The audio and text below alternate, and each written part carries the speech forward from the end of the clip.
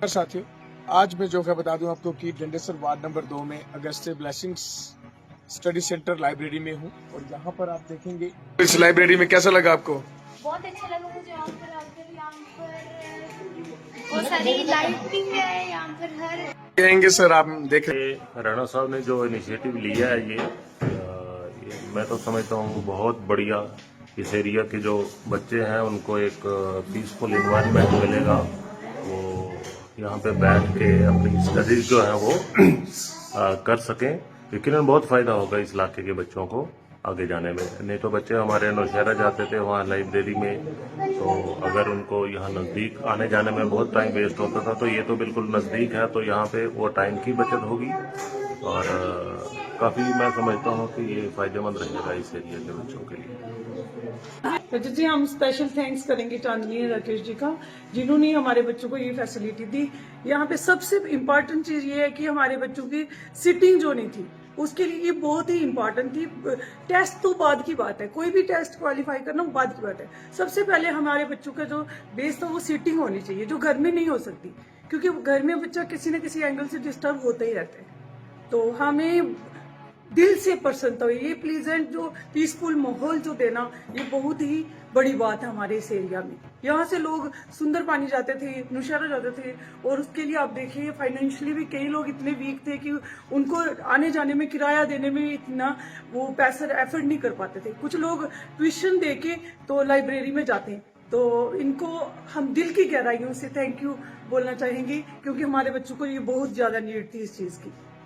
Sir मैं तो यही कहूंगी कि स्पेशली गर्ल्स को जो शाम के टाइम आगे पीछे सुंदरबन नौशहरा जाते थे, उनको आने जाने में भी बहुत टाइम वेस्ट होता था, उनको जल्दी आना पड़ता था। यहाँ ये कि वो 24 आवर्स हमारी लाइब्रेरी जो है वो अवेलेबल है, स्पेशली गर्ल्स के लिए भी। तो उनके लिए एक अपॉर्चुनिटी है कि वे यहाँ बैठ कर अपना अच्छे से अच्छा सीटिंग करके बड़े से बड़े एग्जाम भी क्वालिफाई कर सकते हैं। ये उनके लिए एक बहुत ही अच्छी अपॉर्चुनिटी है।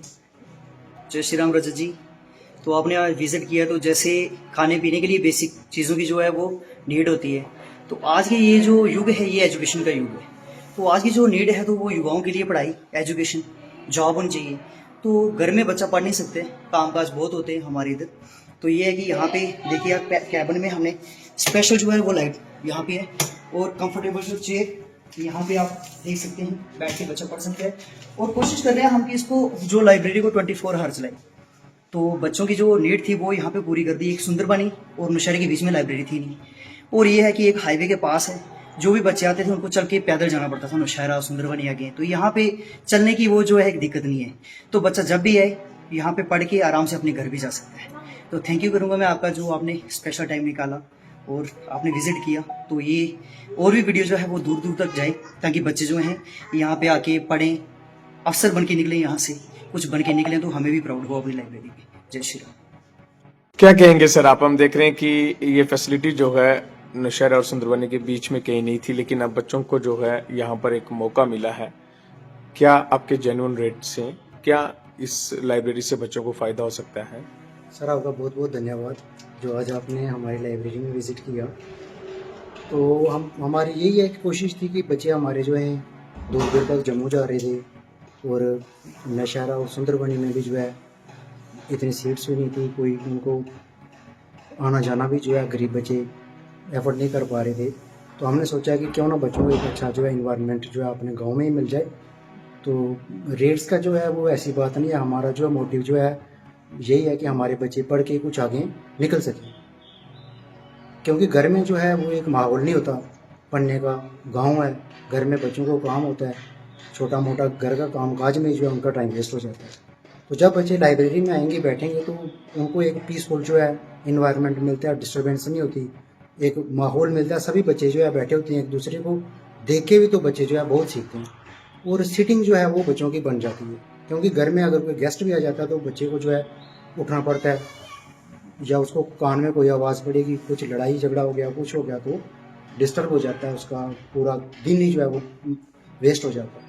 तो घर से जब बच्चा लाइब्रेरी में आके बैठ जाएगा, 8-10 घंटे पढ़ेगा, तो वो ज़रूर कुछ गेन करेगा, और हमें गर्व होगा कि आने वाले समय में अगर यहाँ के बच्चे जो है कुछ अच्छे ऑफिसर निकलेंगे, तो यही हमारी जो है कोशिश है।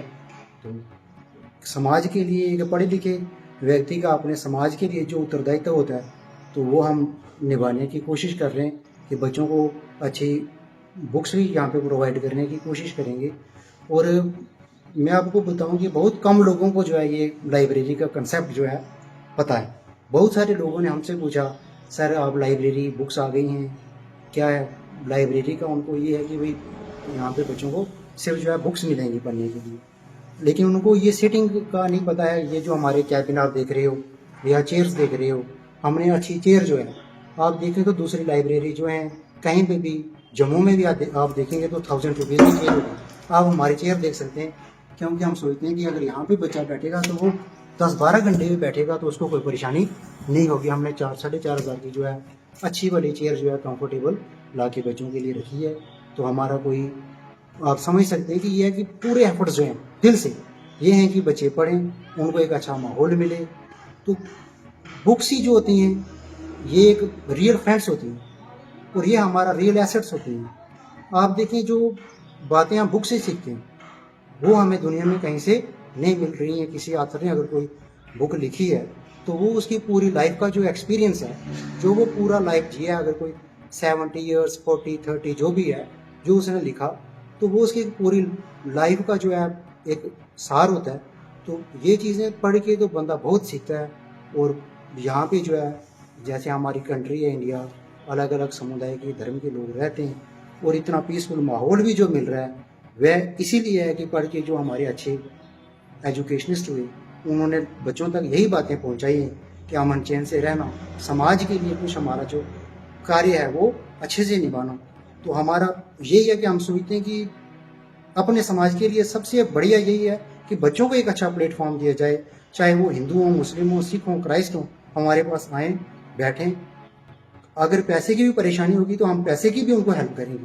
पैसे लेने की बात नहीं है। हम सोचते हैं कि आने वाले समय में हम बच्चों को पैसे दें ताकि उनको कहीं पे जाने के लिए, अच्छी जगह पे पहुंचने के लिए कोई हमारी ओर से अगर जो हेल्प होगी तो पूरी कोशिश करें ताकि हमारे गांव के बच्चे जो हैं कहीं अच्छा कुछ कर सके। तो हमें इसी बात पे गर्व होगा। ये जो स्टडी सेंटर है, लाइब्रेरी, इसके अलावा भी कुछ और फैसिलिटीज यहाँ पर बच्चों को मिल सकती है? जी रजत सर, जो है हमारा भी काम चल रहा है। हम कोचिंग सेंटर की भी जो है वो तैयारी कर रहे हैं। तो 1st से 12th तक जो है बच्चे हमसे यहाँ पे बेसिक कोचिंग जो है वो ले सकते हैं। आने वाले समय हम कॉम्पिटिटिव एग्ज़ाम के लिए जो है वो भी बच्चों को कोचिंग प्रोवाइड करेंगे।